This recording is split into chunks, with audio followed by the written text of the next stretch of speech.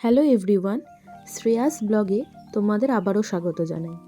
মকর সংক্রান্তির দিন সকাল সকাল মা আর আমি স্নান করে রেডি হয়ে একটুখানি বাজারের দিকে বেরিয়ে পড়েছিলাম।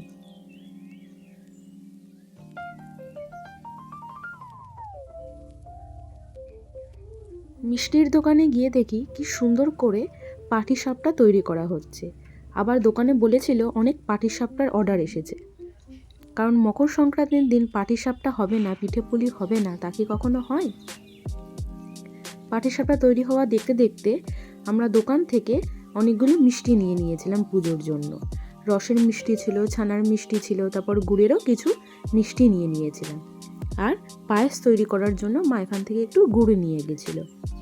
আমাদের যখনই বাড়িতে পুজো হয় বা কিছু অনুষ্ঠানের জন্য আমরা মিষ্টি নিই, তখনই গীতাঞ্জলি মেট্রো স্টেশনের কাছে মা কালী মিষ্টির দোকান থেকে নিই। এদের মিষ্টি আমার খুব ভালো লাগে।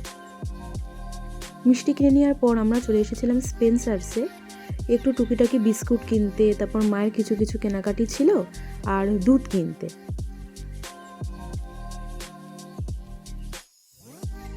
স্পেন্সার্সের এই লোকেশনটি হচ্ছে রায়নগর স্পেন্সার্স বাসরুমে, যেটা আমাদের বাড়ির একদম উল্টো দিকে। তারপর স্পেন্সার্স থেকে যা যা কিনে নেওয়ার পর আমরা রাস্তা থেকে কুল কিনেছিলাম, কারণ আজকে কুল দিয়ে পুজো দিতে হয়। তারপর কুল কিনে আমরা বাড়িতে চলে এলাম। বাড়িতে ফিরে এসে মা সুন্দর করে পুজোর আয়োজন করেছিল। গোপালকে, গণেশকে, তারপর আমাদের যা যা তারা মা, সমস্ত ঠাকুরকে খুব সুন্দর করে ফুল দিয়ে, কুল, মিষ্টি, প্রদীপ জ্বালিয়ে এবং ধূপ দেখিয়ে ঠাকুরের জায়গাটা সাজিয়ে নিয়েছিল। তারপর মা আমাদের পুজো শুরু করলো। আমাদের বাড়িতে যখনই যেই পুজো হয় আমার মাই করে।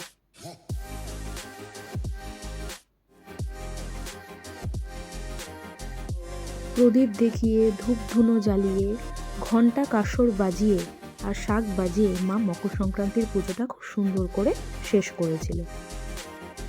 তোমাদের সবাইকে জানাই মকর সংক্রান্তির অনেক অনেক শুভেচ্ছা। পুজো হয়ে যাওয়ার পর মা বাড়িতে সবার জন্য নলেন গুড়ের পায়েস রান্না করেছিল।